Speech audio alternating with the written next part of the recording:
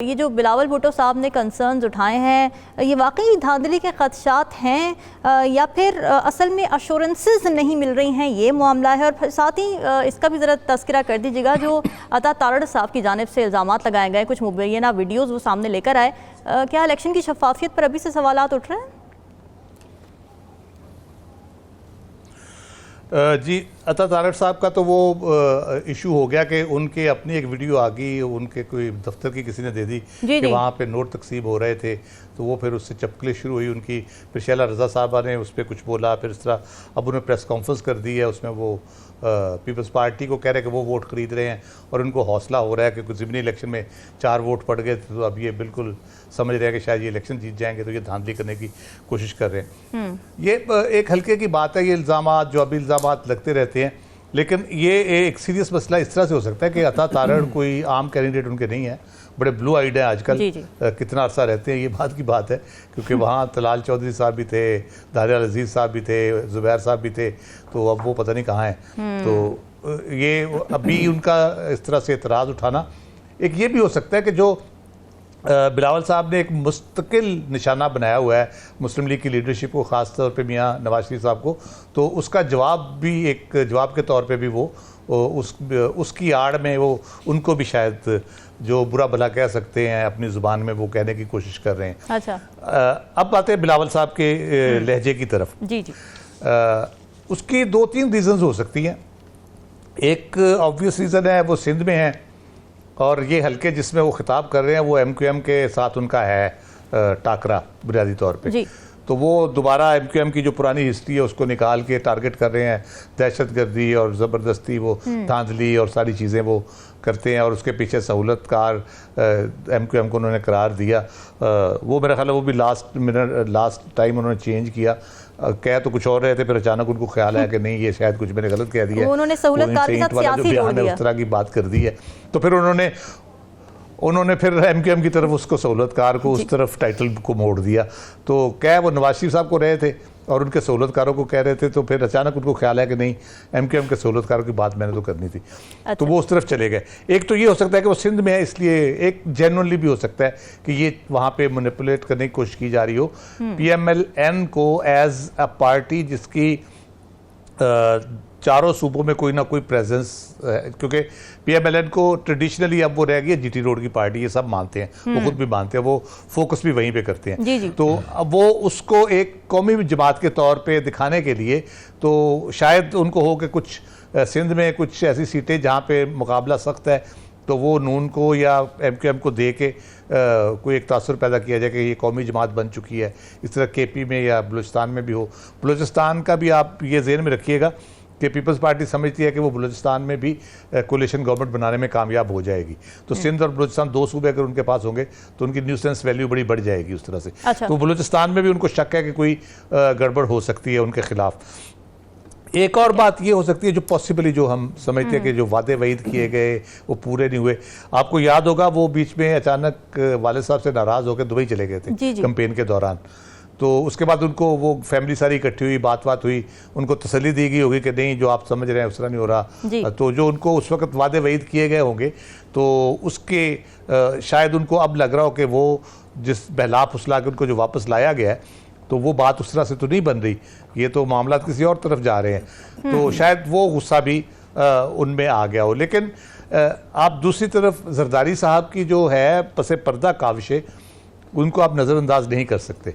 वो इस पूरी सिचुएशन में अपने लिए बेहतरीन डील लेने की कोशिश कर रहे होंगे यकीनन। अच्छा। और उसमें वो कंप्रोमाइज किस किस्म का करते हैं, बिलावल पे कंप्रोमाइज करते हैं, बिलावल के कैंडिडेचर एज जी वो वही मैं बताने लगा कि बिलावल के कैंडिडेचर पे अगर प्राइम मिनिस्टरशिप के लिए उन्हें कंप्रोमाइज करना है, तो जो मिनिमम डील पॉसिबल हो सकती है वो बलूचिस्तान सिंध तो है ही। अच्छा। साथ प्रेसिडेंट ऑफ पाकिस्तान की हो सकती है, वो अपने लिए या अपनी बहन के लिए कह सकते हैं। यानी एक कैंडिडेट के तौर पे उनको पेश कर सकते हैं, ये एक पॉसिबिलिटी एक हो सकती है। लेकिन जो कंक्लूजन है वो इस सारी गेम का मुझे यही नज़र आ रहा है, मैं पहले भी कह चुका हूँ कि ये वो पहले जैसे था ना सियासत नहीं रियासत बचाओ, तो मुझे लगता है कि ये फिर पीपल्स पार्टी ये सादत हासिल करेगी कि वो सियासत नहीं रियासत बचाने के लिए नून के साथ जो है ना वो मिल के मामला चलाएगी अगली हुकूमत जो क्योंकि हंग पार्लियामेंट का एक नजर आ रही है चीज। राव खालिद साहब सारी कैंपेन पीपल्स पार्टी के खिलाफ चला रही है, नेम एंड शेम कर रही है, शेर को बिल्ली कह रही है, कैसे बैठेंगे साथ? हमारी आर्काइव में ऐसी तकरीरें भरी पड़ी हैं इनकी एक दूसरे के खिलाफ कि वो बंदा सुन भी नहीं सकता एक वन गो में। ऐसे सड़कों पे घसीटना और पेट फाड़ना, उल्टा लटकाना और दरिंदा करार देना, पंजाब को तोड़ने वाला करार देना, ग्रेटर पंजाब के ख्वाब देखने वाला करार देना और पता नहीं क्या क्या कुछ उनके बारे में। सही बात है। यानी ये कहते रहे एक दूसरे को, तो वो तकरीरों पे ना जाएं इनकी। है कवाकिब कुछ नज़र आते हैं कुछ, तो जब हुकूमत बनाने की बारी है, क्योंकि आप देखें पूरी एफर्ट क्या हो रही है। आप हम पहले भी बात कर चुके हैं मंशूर में, बाकी चीज़ों में क्या सलूशन है इनके पास इकॉनमी के हवाले से, मुल्क में सियासी इस्तेहकाम लाने के हवाले से, गरीब आदमी की रोज़गार की सूरत बेहतर, उसकी माशी हालात बेहतर करने के हवाले से, मुल्क की मईशत को बेहतर करने के हवाले से कुछ भी नहीं है। तो वो सिर्फ तकरीरें हैं, वो तकरीरें किए जा रहे हैं एक दूसरे के खिलाफ करके, तो इसी तरह बेच बुझ के फिर इकट्ठे होके आ जाएंगे और वही चलेगा। हुकूमत लेना बुनियादी मकसद है। हमें कहना चाहिए कि तकरीरों पे फिर ध्यान ना दें, कान ना धरें, बल्कि फिर कारकर्दगी को देखा जाए। साकिब ये बताएं कि जो मेरा ख्याल है लोग बहुत सियाने हो चुके हैं, वो बातों पे नहीं जाएंगे। बिल्कुल जी, सही बात है। राव खालिद साहब क्या समझते हैं आप इस हवाले से? मनाजरा तो हुआ नहीं, लेकिन कराची में जो रात को बारिश हुई है, आप समझते हैं कि एक अच्छा मवाजना हो गया? देखिए रामीन, बड़े अफसोस की बात है, 25 करोड़ लोगों का मुल्क है और ये मवाजना और मुकाबला सड़कों, नालियों, मोटरवेज और इन चीज़ों का कर रहे हैं। चारों सूबों के गरीब लोगों को इकट्ठा बिठाएं और फिर उनका मुवाजना करें। चारों सूबों में किस मुल्क किस सूबे के लोग ज़्यादा गरीब हैं या ज़्यादा बुरी हालत में हैं, आपको शायद ही कोई फ़र्क नज़र आए। तो ये क्या मुवाजना मुकाबला हुआ? आप बताएं ना जी, हमने गुर्बत में इतनी कमी कर दी, हमने लोगों को इतना रोज़गार दे दिया, हमने कितने लोगों को गुर्बत की लाइन से ऊपर ले आए। ठीक है, ये मुवाजना करें ना आप। ये क्या है, आप सरकार का रेवेन्यू इकट्ठा करके लगा के और उसमें से कमीशन खा के अपने महलात भी बनाते हैं, बैरून मुल्क प्रॉपर्टीज भी बनाते हैं और उसके बाद कहते हैं हमारे साथ मुवाजना कर लो। आप IPPs बनाते हैं, उसके ऊपर हमारे सर पे एक इतना बड़ा वो वज़न रख के चले जाते हैं आवाम को डुबोने के लिए और उसके सर्कुलर डेट में हम धंसते चले जाते हैं।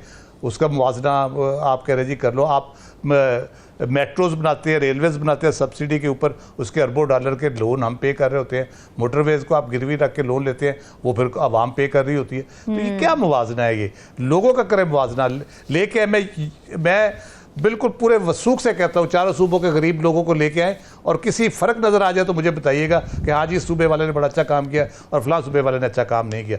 एक जैसे हैं सब हर जगह पे। आपको एक तरह के मजबूर जो कहरज़दा लोग मिलेंगे, भूख उसी तरह से है, बदहाली उसी तरह से है, ऊपर से जो एडमिनिस्ट्रेटिव जो हमारी जिस किस्म का बन गया पैराफर्नेलिया, उसमें वो पुलिस के जुल्म व सितम का शिकार है जिस तरह से, या हाई हैंडेडनेस, जो तगड़े लोग हैं उनकी हाई हैंडेडनेस का जिस तरह से शिकार है।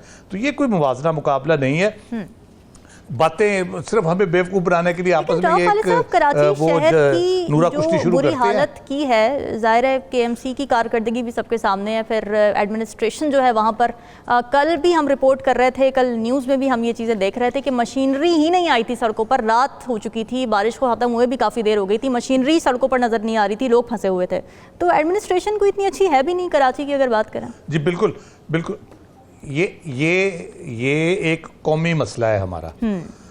कराची को दुनिया का वाहिद मेट्रोपॉलिटन शहर है, दुनिया में मेट्रोपॉलिटन शहर नहीं है। पूरी दुनिया में उनको संभाला जाता है, बनाया जाता है। इंजीनियर्स होते हैं जो रोड इंजीनियरिंग करते हैं, जो पानी की निकासी की पूरी इंजीनियरिंग करते हैं। मशीनरी की अवेलेबिलिटी उस शहर की ज़रूरियात के मुताबिक होती है, हर जगह पे होती है, लेकिन हम नहीं करते। हमें 4 दिन अभी लिख के रख ले, ये 1000 दफ़ा हो चुका है। मैं फिर ये कह रहा हूँ, ये होगा, 4 दिन वावेला मचेगा, बारिशें रुक जाएंगी, फिर हो जाएगा, फिर जून जुलाई में दोबारा बारिशें होंगी, फिर हम इसी को डिस्कस कर रहे होंगे कि ये देखें कुछ नहीं हुआ। ये करना नहीं चाहते, यानी वो काम करना ही नहीं चाहते जिससे बेहतरी हो। कोई बेहतरी की प्रपोजल दें, कहेंगे हाँ ज़बरदस्त, लेकिन इनको पता है इससे बेहतरी हो गई तो फिर हमारा चूरन कैसे बिकेगा, हम लोगों को ये कैसे बेचेंगे। देखें जी, आप बारिश में फंसे हुए थे, हमने आपको निकाल लिया, भाई बारिश में फंसे क्यों हैं पहले ये बताओ ना। हाँ, बारिश में फंसते क्यों हैं लोग, नौबत पानी पहुंची खड़ा क्यों क्यों होता है, पानी की निकासी तो बाद में आती है ना, कि उसको आपने निकाला नहीं निकाला, मशीनरी आई नहीं आई। पहले एक नॉर्मल ड्रेनेज सिस्टम तो है ना। लाहौर में था, मियाँ शहबाज शरीफ साहब लंबे लंबे बूट पहन के जाते थे गलियों सड़कों में, वहाँ भी कुछ नहीं हुआ। और ये जिसको सबसे बुरा चीफ मिनिस्टर कहा जाता है, यकीनन उसका कोई मुशीर अच्छा था, उन्होंने अंडरग्राउंड वाटर टैंक बनाए जो स्टोरेज के लिए इस्तेमाल किए, वो पानी भी इस्तेमाल होता है। अब उस तरह से पानी खड़ा नहीं होता लाहौर में। तो इस तरह की टेक्निक्स दुनिया भर में मौजूद है। कोई नया मेट्रोपॉलिटन बन गया क्या, कोई नए शहर बन गए हैं, कोई नया पानी आ गया जो सड़क से निकलता ही नहीं, वो कहता है मैंने सड़क पर ही रहना है, मैंने गटर में नहीं जाना। तो ये नीयत की बात है, ये कोशिश की बात है। सिर्फ वादे दावे करने से कुछ नहीं होता, अमलन कुछ करके दिखाएंगे तो लोग यकीन करेंगे हाँ जी आप लोगों के लिए काम कर रहे हैं।